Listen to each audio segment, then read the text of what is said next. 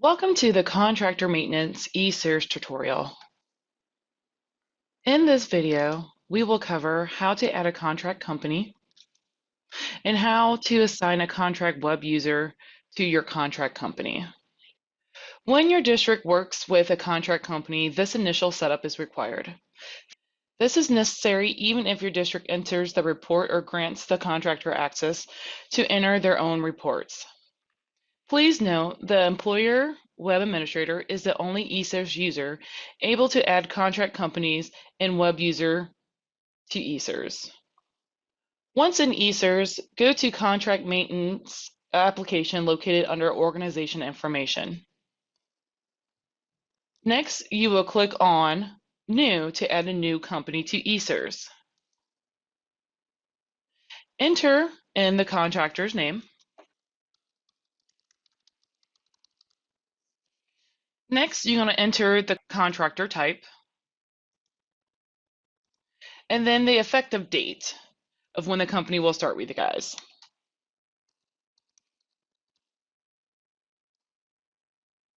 Next, if you look down, keep on the left-hand side, you will see a review file/data submission box. By clicking this box, the district will be required to review all the contractors' reporting prior to submitting. Once the district reviews a file, it is up to the district to submit the file for posting. If you do not checkmark this box, the contractor will be able to submit their own files without review from the district. This decision is made between the contractor and the school district. Once this information has been entered, click Save. So in this case, I did not check the review file because I want the contractor to be able to submit all contribution reports and payments. Once you click Save, all the information becomes read-only. The only thing that you can change in is the contractor's name or the end date. If your district needs to end relationship with the contractor, you can remove all the eSERS access by entering an end date.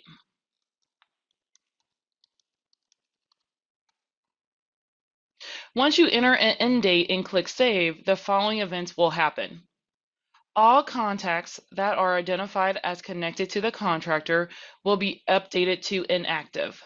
All web user roles will be removed from the contacts identified as connected to this contractor.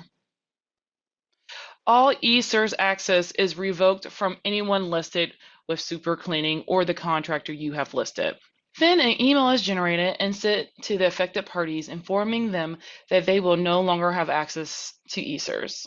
Once all of the information for the contract company has been entered, you can begin to upload contribution reports and assign individuals to the contractor.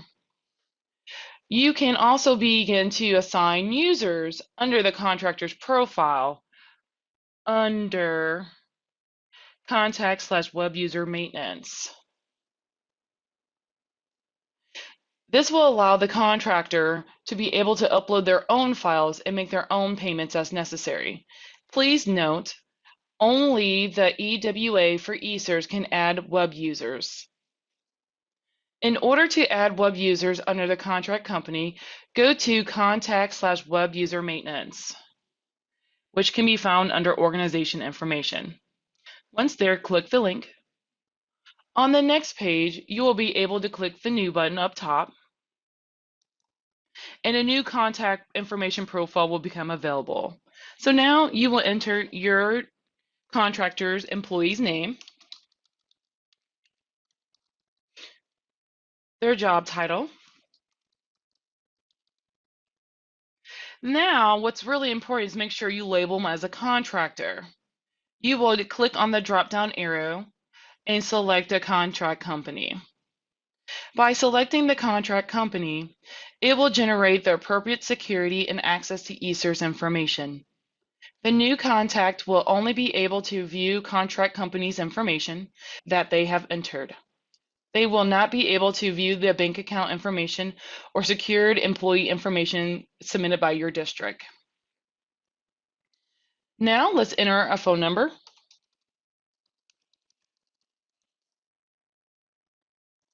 And if you have the contact's cell phone number so they can receive verification text codes, you can go ahead and enter the cell phone number at this time. Next, you will enter an email.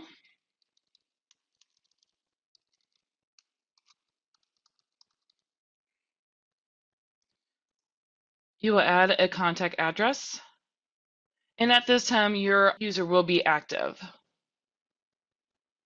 Now, under contact rules, you want to click contribution reporting and web user. Then go up top and hit save. Once you have hit save button, you want to go under the panel web user management and click register account. You will receive a pop-up box that asks, are you sure you want to generate an eSERS registration information for this contact? You want to hit OK.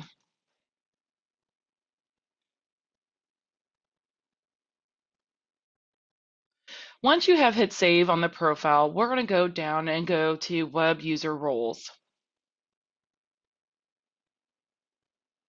Under web user role, there will be a list of roles that will be listed for you to assign to your new contact. There are only a certain web user roles that you want to assign to this contact. The first one being enrollment processor. A web user with this role can manually create enrollment records. Next, contribution processor. By selecting this, a web user with this role can manually create contribution records, adjustment records, and upload contribution files.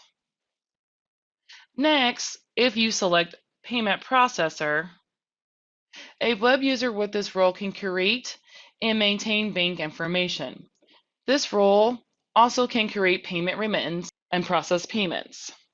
If you select Payroll Schedule Entry Processor, this allows a web user with this role to create and maintain the payroll schedule information. If you select SSA 1945 Upload Processor, this web user will be able to upload the SSA 1945 forms, which can be found underneath Organization Information, the last link at the bottom, the SSA 1945 Upload. Once all your roles have been selected, now we're going to hit the button Add Roles. All the roles you have selected will move to the right-hand side under Assign Roles. From here, you can change their security access from full access to read only.